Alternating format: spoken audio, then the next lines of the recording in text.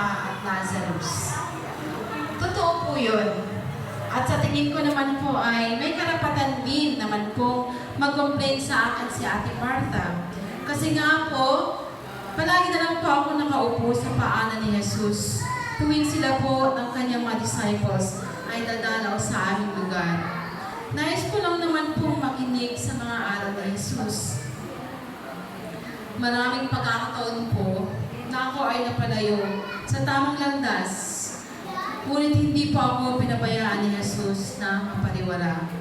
At sa bawat pagkakataon po na nakikinig po ako sa mga mensahe ni Jesus, sa kanyang mga kwento, payo, at mga habilin, ay lalo po akong nagkakaroon ng matatag na pananampalataya sa ating Panginoong Diyos Ama.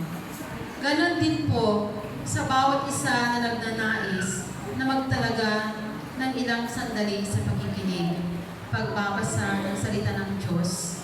Ito po ay malaking tulong sa pagkakaroon din ng kasiglahan, kalakasan sa pananampalataya sa Diyos.